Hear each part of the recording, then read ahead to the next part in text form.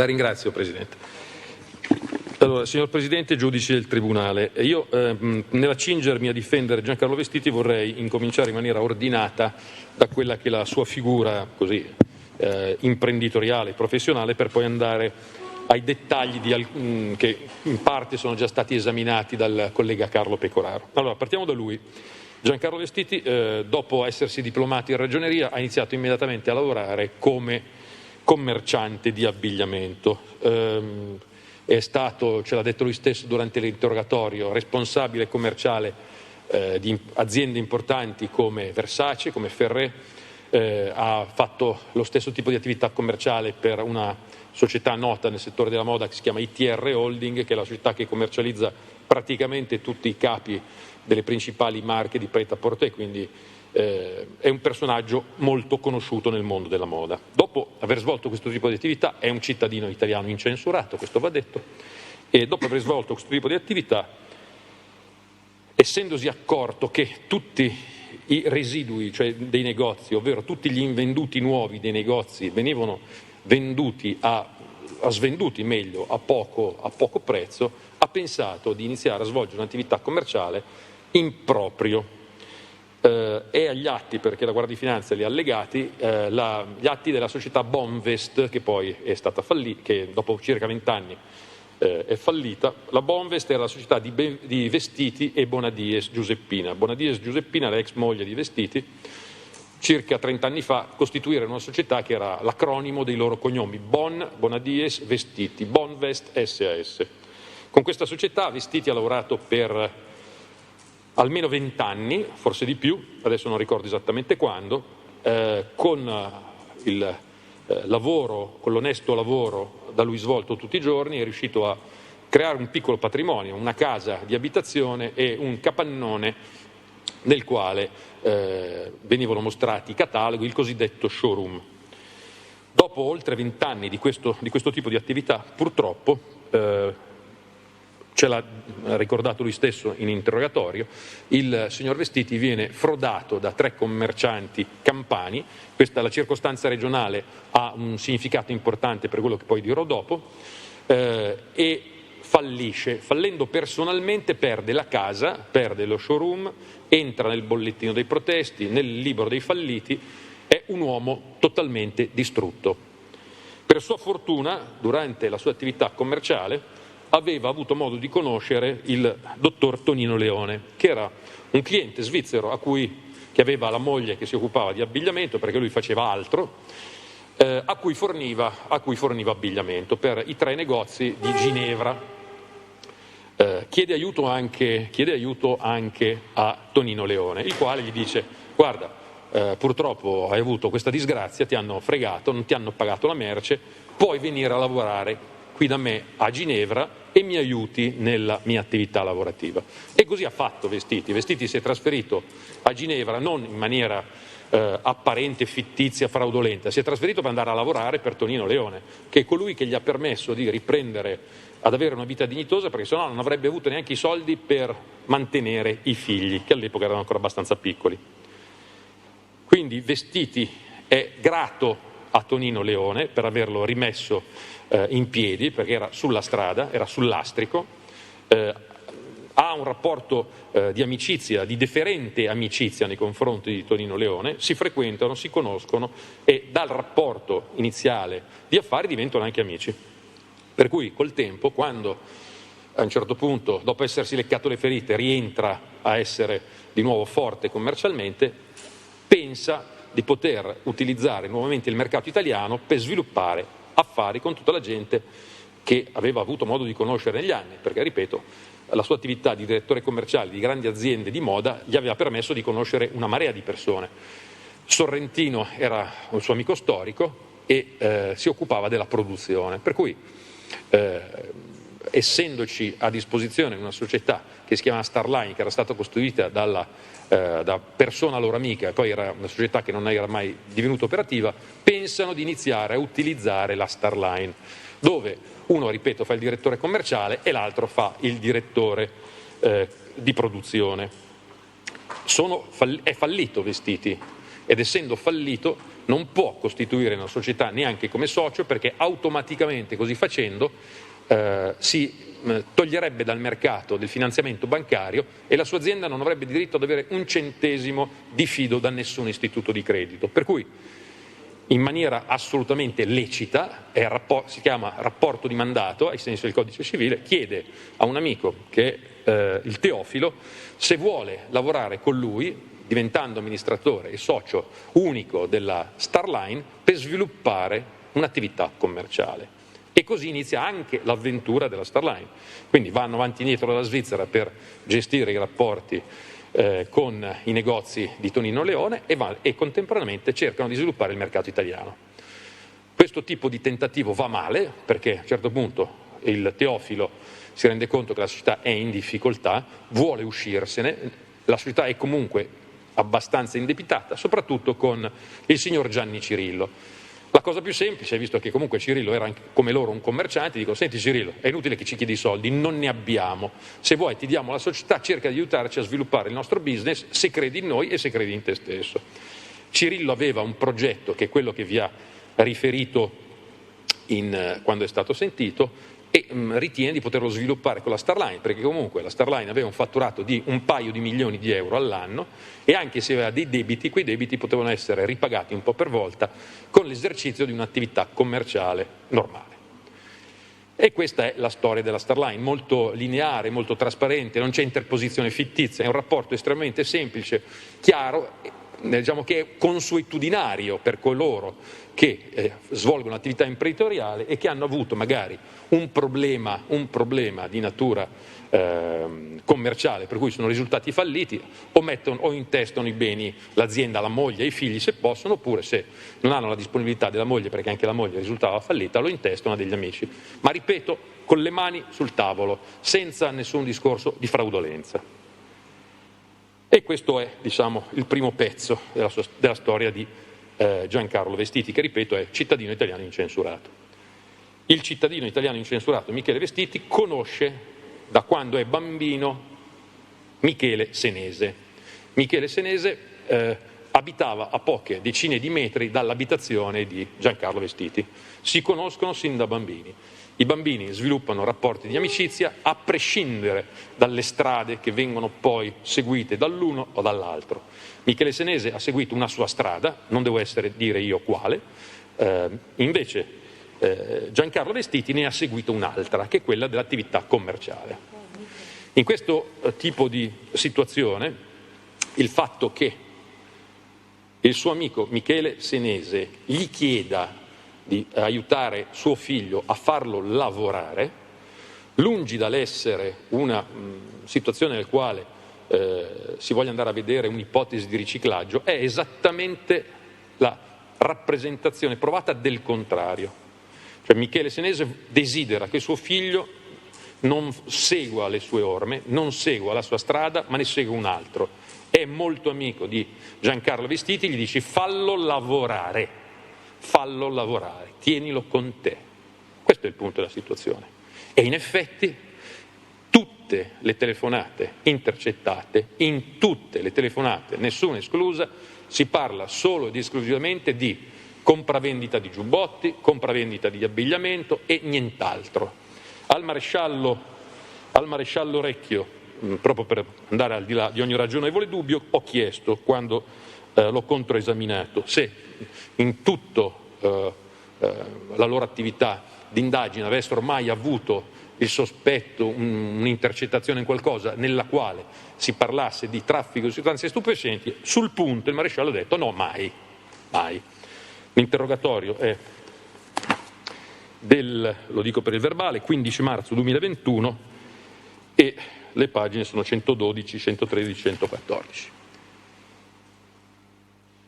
Questo è il quadro di riferimento di questa situazione, per cui in questo tipo di situazione dove Giancarlo Vestiti conosce Tonino Leone e inizia a lavorare con la Starline, abbiamo i tre passaggi, ecco, dimenticavo, quindi Teofilo, Cirillo, poi anche Cirillo va in difficoltà e vende le quote a Zanotti. Da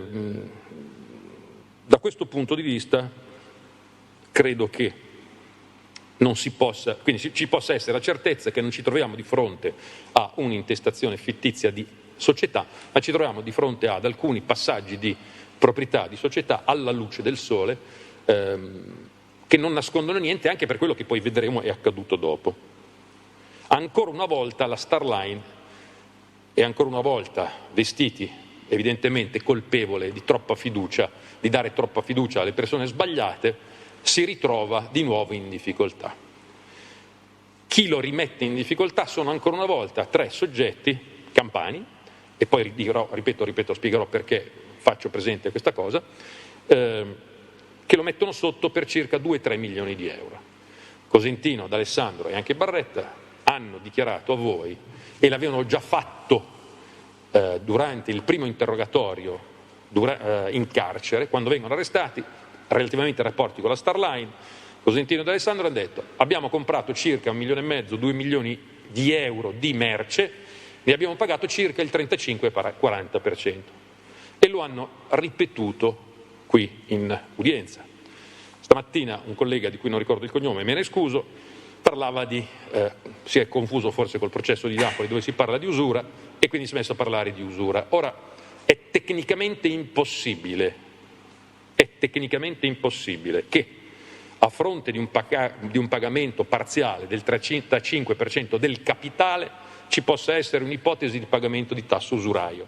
Non è stato pagato neanche la metà del debito capitale. Questa è una scusa tecnica del cattivo pagatore che dice: mi hanno riempito di interessi usurai. Ma come ti hanno riempito di interessi? Non hai pagato neanche il capitale? Non sei arrivato neanche a metà del capitale. Questo probabilmente perché, siccome il processo di Roma e il processo di Napoli, ancorché divisi, comunque sono un po' col principio dei vasi comunicanti, è stato introdotto questo argomento, che però ho affrontato per un istante solo perché ho interesse a che la visione d'insieme di Tonino Leone, Vestiti e Sorrentino, che è la stessa, identica, sia espressa nel modo più chiaro possibile. Allora,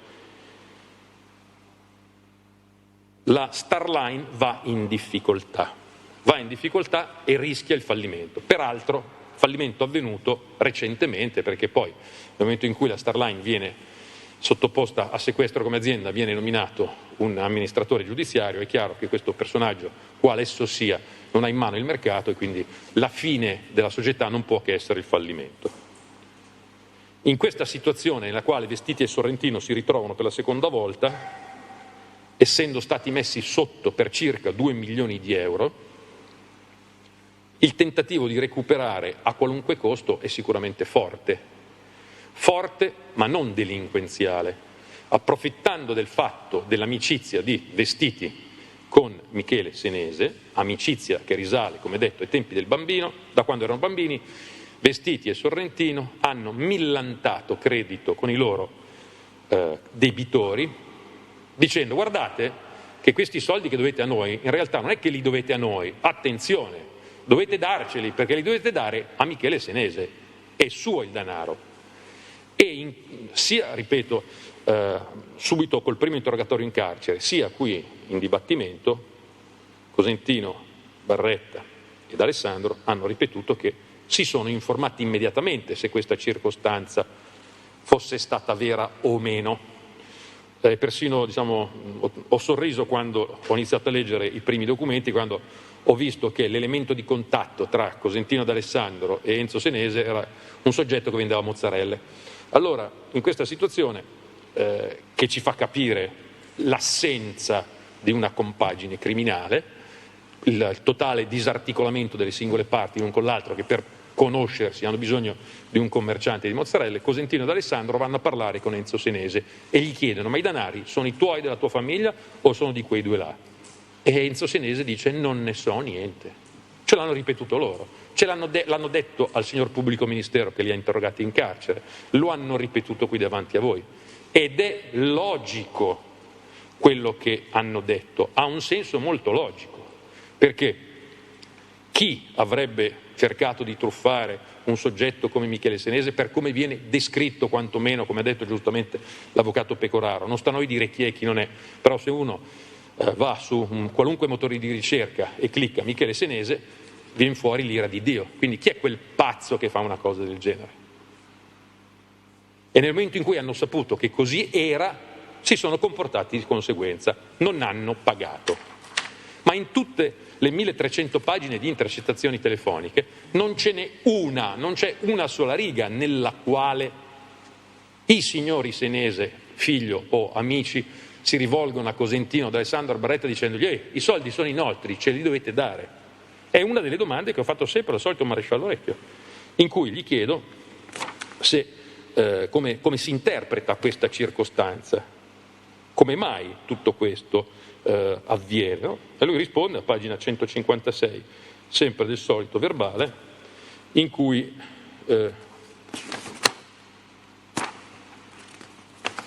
adesso arrivo,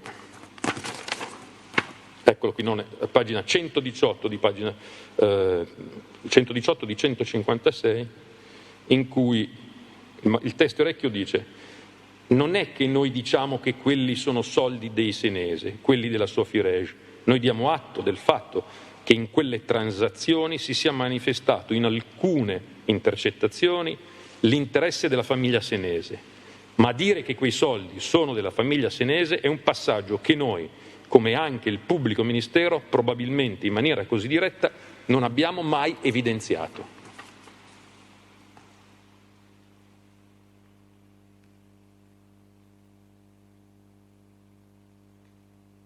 Adesso andiamo al problema giuridico VEM. Il rapporto VEM-Starline-Tonino Leone è sempre stato tecnicamente identificato come una cessione di credito. La denominazione cessione di credito è una denominazione civilisticamente imperfetta, perché la VEM ha un debito con la Starline e con Tonino Leone. Perché? Perché glielo mandi domani? Mi scusi avvocato, sì, rapporto VEM, Starline, Leone. Nessun problema. Dicevo, il rapporto civilistico VEM, Tonino Leone, Starline. Passo indietro. Tonino Leone gestisce denari di clienti. In Svizzera c'è un tasso interesse passivo, a tenere i soldi sul conto corrente si paga mediamente 1 punto percentuale all'anno. Ho 100.000 euro, ogni anno a tenerli i soldi mi costa 1.000 euro. Per cui anche impiegarli al 2-3% costituisce un guadagno anche di 1 punto in più. Per cui Tonino Leone, nella sua enorme ingenuità e nella fiducia assoluta nei confronti dei vestiti, gli ha detto: tu che hai tutte queste belle operazioni di compravendita e tutto quanto, se trovi delle soluzioni, io sono disposto a finanziarle per 1 paio di milioni. L'importante è che non mi facciate perdere i miei soldi. E ritorniamo a Cosentino, d'Alessandro e Barretta. Perché? Perché Vestiti, che conosce tutto il mondo della moda, come ho detto prima, perché è stato direttore commerciale di questi grandi marchi, ha bisogno per comprare di stock di Barretta, di Cosentino e d'Alessandro? È semplicissimo, perché la maggior parte dell'invenduto dei grandi marchi non può essere venduto in Italia attraverso i vari mercatini, se non in minima parte, perché sennò diventerebbe una sorta di concorrenza sleale nei confronti dei negozi che espongono quegli abiti a prezzo pieno. Devono essere venduti fuori dall'Italia e gli importatori e le società estere che comprano questi capi d'abbigliamento si devono impegnare a non farli rientrare in Italia. Cosentino, d'Alessandro e Barretta hanno costituito delle società all'estero, una in particolare, come abbiamo visto, era in Romania, perché la società rumena era lo strumento indispensabile per andare a comprare gli stock invenduti e almeno apparentemente far finta di venderli sul mercato dell'est sovietico. In realtà, secondo le intese, secondo le intenzioni di tutti questi commercianti, poi questa merce doveva ritornare indietro. Ecco perché era necessario finanziare di volta in volta direttamente Barretta, Cosentino o d'Alessandro. Ecco perché Vestiti con la Starline non li può comprare direttamente da quei soggetti che conosce, ha bisogno di qualcuno che glieli compri per lui e poi glieli ridia. Per cui il rapporto commerciale estremamente semplice era: Tonino Leone finanziava questi soggetti La garanzia del corretto pagamento e della restituzione era di Vestiti e Sorrentino, che poi avrebbero ripreso questa merce e l'avrebbero venduta ai loro clienti in Italia. Per cui il giro sarebbe stato virtuoso: finanziamento, acquisto di merci italiane all'estero, rientro della merce italiana attraverso Starline, vendita sul mercato, pagamento di tutto quanto. Barretta Massimiliano, che è cugino di Enzo Senese, e questa è una circostanza fondamentale, anche se lui ha cercato di negare, perché quando ci ha parlato di suo zio, che si chiama Gaglione Antonio, che sappiamo essere mancato da poco tempo, poi ci parla della moglie di Michele Senese, che fa Gaglione Raffaella, lui, sua mamma si chiama Gaglione, quindi 2 più 2 fa 4, Barretta Massimiliano è nipote di Michele Senese ed è cugino di Enzo Senese. Sono parenti, loro sono la stessa famiglia. Allora, però Barretta Massimiliano è conosciuto per quello che è. Ha una serie di procedimenti penali brutti anche in un determinato ambiente, è stato condannato con sentenza definitiva per stupro di una minorenne, ha credo un'altra condanna per truffa e altri reati. Non è considerato soggetto affidabile, tant'è che per fare operazioni con Barretta Enzo Senese pretende la presenza di Papa, e si vede questo in tantissime telefonate. I rapporti tra Enzo, Papa e Barretta, che non riguardano in nessun modo Antonio Sorrentino, Michele Senese e Giancarlo Vestiti, sono intermediati da Papa Bernardo, perché i signori Senese non si fidano di Barretta Massimiliano. E che Barretta Massimiliano sia un cattivo pagatore e avesse voglia di frodare Vestiti, Sorrentino e la Starline è circostanza che non dico io, ma che dice lui stesso, e come risulta pacificamente in una intercettazione riportata nell'ordine di custodia cautelare in carcere a pagina 305. Barretta parla appunto con Papa Bernardo e parlano dei rapporti che Massimiliano Barretta ha in generale, della sua posizione debitoria. Dice: ho 500.000 euro tra la banca, Enzo e Tonino. Ho un problema, la banca ormai non posso più fare niente, ho il sistema bancario bloccato. Continuo a parlare con Papa Bernardo, che faccio, non lo so. A un certo punto Massimiliano Barretta dice: io là volevo truffare 2 milioni di euro. Pagina 305. Allora, i soggetti a cui si può riferire Papa Bernardo sono 3: la banca, Enzo Senese e Tonino, che sarebbe Tonino Leone o Antonio Sorrentino. Era una domanda che gli avevo chiesto, ma che non sono riuscito a far chiarire. Allora, poi andremo a quello che è, diciamo, stato l'elemento sorpresa di cui, che forse mette ordine in tutta questa situazione. Allora, a chi voleva truffare 2 milioni di euro Barretta Massimiliano? Alla banca no, perché lui dice che la banca è bloccata e non può fare più niente. Avanzano Enzo Senese e Tonino Leone, uno dei due. Senese suo cugino, 2 milioni, o Tonino Leone, 2 milioni. Allora, rifacciamo un passo indietro. VEM di Massimiliano Barretta. Massimiliano Barretta, come vi ha ricordato poc'anzi l'avvocato Pecoraro, per l'acquisto dei giubbotti Colmar, che aveva promesso a un certo numero di commercianti, e si è fatto dare vari danari da tutti, compreso Tonino Leone. E in questa situazione poi non li ha dati a nessuno, di quelli che li avevano pagati quantomeno. Ora, truffare Tonino Leone è truffare un soggetto che sta in Svizzera e che non è di nessun pericolo per lui. Truffare suo zio Michele Senese, a mio avviso, è una situazione completamente diversa. Allora, vediamo cosa era successo con la VEM, come dicevo prima. La VEM aveva ricevuto 300.000 euro per acquistare i giubbotti, non li acquista. Giancarlo Vestiti, che ha fatto prestare da Tonino Leone questi 300.000 Barretta per comprare i giubbotti Colmar, si trova in una situazione nella quale la prima delle operazioni che ha fatto fare sta saltando miseramente, perché Barretta non restituisce i denari. Se non restituisce i denari, Tonino Leone smette di erogare quattrini e, avendo dato loro un plafond di 1 milione, 2 milioni di euro, diventa un problema. Non possono più fare affari che sarebbero importantissimi per la società Starline. Per cui cosa fa? Non certo una cessione di credito, che è tecnicamente un errore grave chiamare così, ma si accolla un debito, perché la VEM ha un debito nei confronti di Tonino Leone, ha ricevuto un finanziamento per comprare giubbotti e non l'ha restituito. Quindi nel momento in cui Starline dice a Tonino Leone te li restituisco io quei soldi, non acquista nessun credito, acquista un debito che tecnicamente si chiama accollo di debito. E il motivo per cui si accolla il debito è, appunto, come detto, per evitare che Tonino Leone smetta di erogare denari. Ma se quei denari fossero stati della famiglia Senese, per Giancarlo Vestiti il problema non si poneva, perché sarebbe bastato andare da Enzo Senese e dire guarda, i tuoi soldi che sono sulla Sophie Rage, sulla Silver Square, da Tonino Leone, sono stati dati a tuo cugino Barretta, fateli ridare.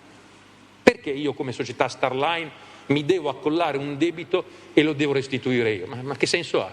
Che logica ha tutto questo? Nessuna, naturalmente.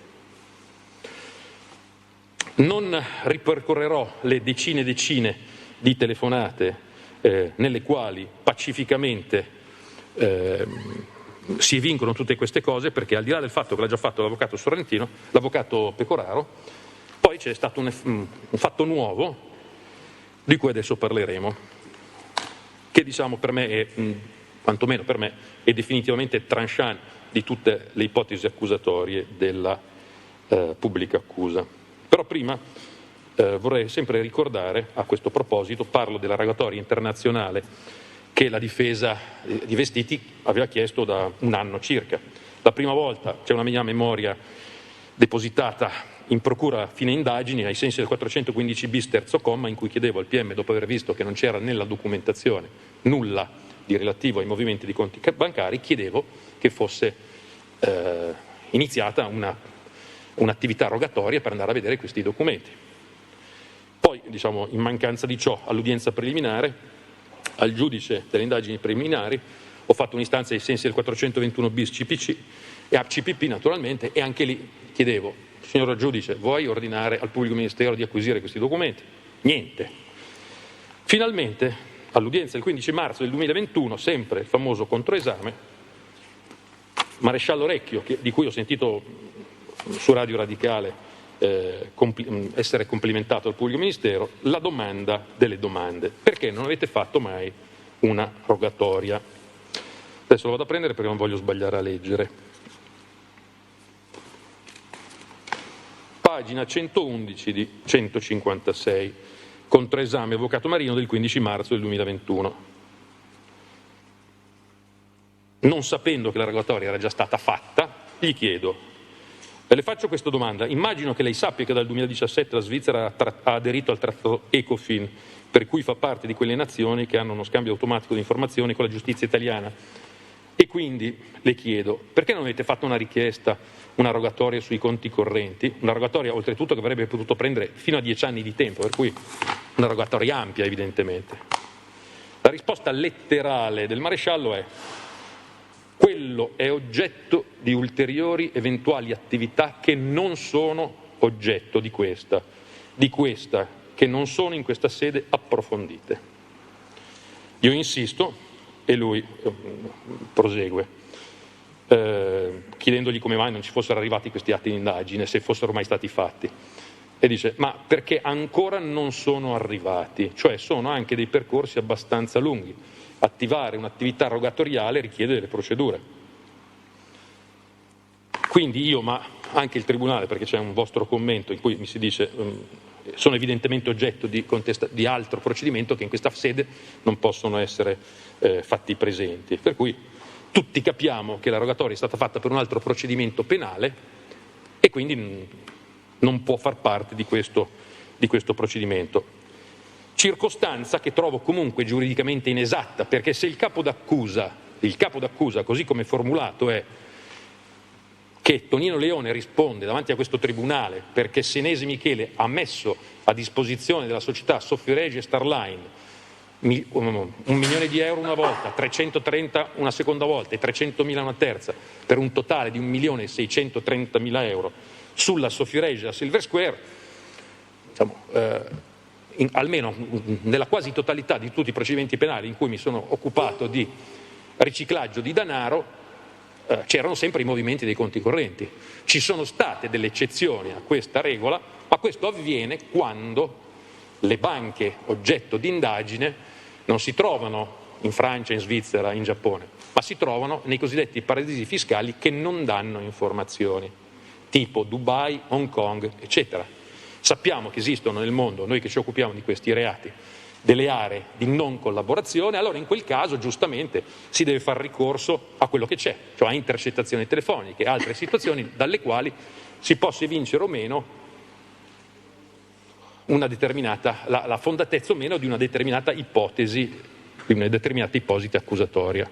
Quindi in tutta questa situazione complicatissima, fortunatamente, come ci insegnarono ai tempi del liceo, in una situazione difficile, di difficile soluzione, in una vera e propria tragedia greca, il Deus ex machina, che in questo caso è l'avvocato Antonio Lippi, che ha depositato la documentazione della rogatoria che ha avuto dal suo cliente in Svizzera. Rogatoria depositata in data 15 settembre di quest'anno. Sono riuscito ad averla anch'io e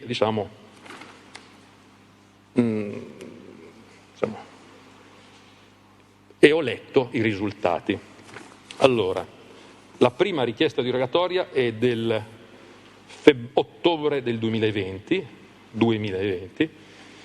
accolta dall'autorità giudiziaria svizzera, e poi c'è una seconda richiesta ad integrazione, perché prima vengono chiesti i movimenti dei conti correnti della Sofirej e della Silver Square, e poi quello di Tonino Leone personalmente. Quello di Tonino Leone personalmente viene chiesto il 26 marzo del 2021.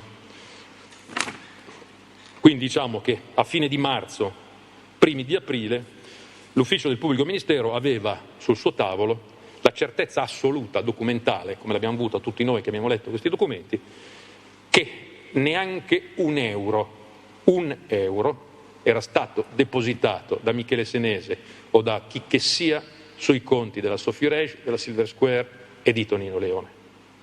Niente, zero assoluto.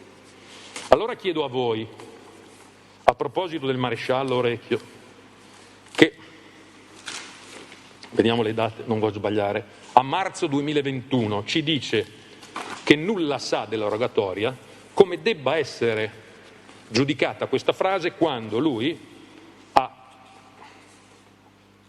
ottobre 2020 già sapeva che né sulla Silver Square né sulla Sofirej c'era un solo centesimo, un'operazione sospetta quale che fosse, che potesse far pensare a un riciclaggio da parte di Michele Senese o di chi che sia. È una domanda retorica, direi, perché dal mio punto di vista si chiama falsa testimonianza. Però non lo so. Non so se è veramente una falsa testimonianza o se in quel momento il maresciallo Orecchio si è confuso. Diciamo che per me il processo finisce qui. Un processo per riciclaggio di denaro così preciso, 1 milione su Sofirej, 300.000, 330.000, ipotesi precise con dati tutto quanto, a fronte della materiale produzione dei conti correnti, finisce. Non c'è più niente da dire. Le interpretazioni sulle intercettazioni che sarebbero utilizzabili in mancanza di conto corrente, di movimenti di conti correnti, non possono essere utilizzate, ma se fossero utilizzate dovrebbero essere utilizzate per quello che sono, non interpretate. Come vi ha detto e come vi hanno detto i miei colleghi in precedenza, sono tutte, e come ci ha detto il maresciallo Orecchio, sono tutte telefonate commerciali, non ce n'è una che si riferisca a droga, non ce n'è una che si riferisca ad attività strane, è tutto normale, anche le cosiddette spese mediche legali, sono tutti piccoli acconti che sono stati dati per pura amicizia e che non hanno avuto un seguito, Se l'ipotesi principale era quella che Michele Senese, per i fatti suoi, per utilizzarli per quello che voleva, aveva fatto avere dei denari in Svizzera a Tonino Leone per riciclarli in Italia per qualsiasi esigenza, ciò significava che la Starline era il bancomat di Michele Senese e della sua famiglia, che qualunque cosa volessero fare con 1.660.000 euro, che sono esattamente le 3 somme di cui è il capo di imputazione, Antonio Sorrentino e Giancarlo Vestiti non avrebbero potuto dire te li do o non te li do. Obbedisco era l'unica parola che avrebbero dovuto dire. Obbedisco. Come li vuoi spendere? Vuoi una macchina? Eccoti la macchina. Vuoi una carta prepagata per spenderlo ai ristoranti, andare in giro, quello che vuoi? Eccoti la carta prepagata. Questo non è mai avvenuto, perché le piccole cifre di cui hanno parlato sono tutte piccole cifre che si riferiscono a piccoli affari che ha fatto Enzo Senese e che gli sono stati consentiti di fare con la Starline in considerazione del rapporto di amicizia che da lungo tempo legava Michele Senese con Giancarlo Vestiti. Questo è quanto. Non credo di dovermi dilungare oltre, per cui vado subito alle conclusioni. La prova della assoluzione, cioè della mancanza di responsabilità di Giancarlo Vestiti, ma naturalmente anche di Tonino Leone e di Sorrentino Antonio, che sono 3 soggetti che sono stati legati da questo capo d'accusa in maniera indissolubile, è data dai documenti prodotti dall'avvocato Lippi. Non c'è prova, o meglio c'è la prova della infondatezza totale dell'accusa formulata dal pubblico ministero, per cui chiedo l'assoluzione del signor Vestiti Giancarlo per non aver commesso i fatti che gli sono stati contestati con la formula più ampia, che verrà ritenuta equa e di giustizia. Chiedo la sua immediata scarcerazione e il dissequestro di tutto ciò che gli è stato dissequestrato. Grazie. Quindi per effetto della pronuncia assolutoria chiede o fa, non ho capito. Gli hanno sequestrato denari, carte di credito. Sì, quindi chiede la scarcerazione quale effetto della pronuncia assolutoria. Certo. Giusto? E il dissequestro dei... E il dissequestro di tutto ciò che ha verbale di sequestro.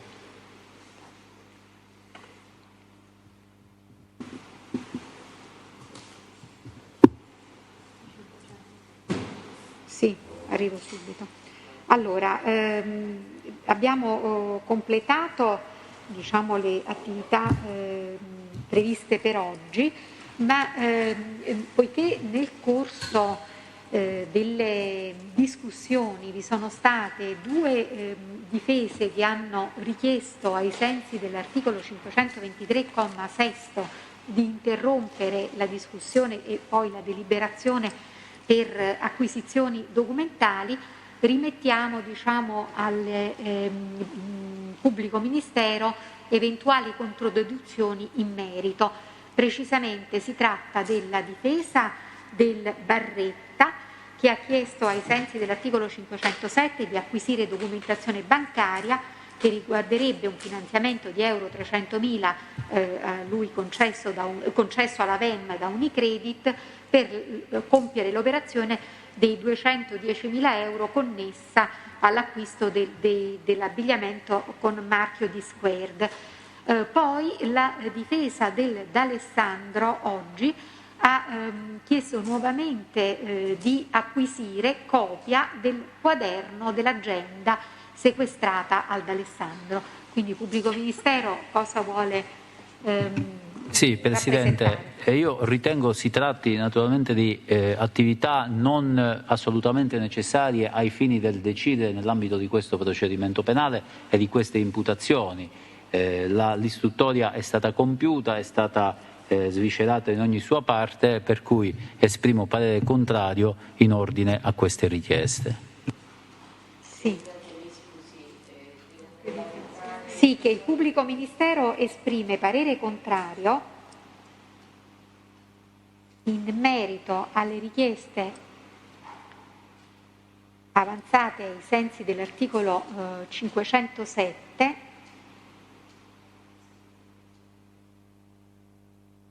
dalla difesa D'Alessandro e dalla difesa Barretta. Pubblico ministero, quanto alla difesa D'Alessandro, diciamo il compendio è in sequestro nel presente procedimento? Il compendio è in sequestro nel presente procedimento. Se poi il Tribunale, come dire, io non ho particolari obiezioni in ordine al rilascio di copia di quel quaderno al D'Alessandro, ecco, quindi se il Tribunale lo ritiene, ma ripeto, come dire, non ai fini della sussistenza dei requisiti dell'articolo 507, ecco, come copia di un documento che è stato sequestrato all'imputato. questi termini non ho problemi, ecco. Va bene, allora il Tribunale si ritira per la valutazione di queste due questioni e successivamente calendarizziamo le altre discussioni, va bene? E poi chiudiamo l'udienza. Prego. Sì, allora è autorizzato ad allontanarsi con rientro a Napoli con le solite prescrizioni connesse anche all'avviso telefonico al momento del rientro al domicilio. Quindi possiamo dare atto dell'allontanamento del Cosentino.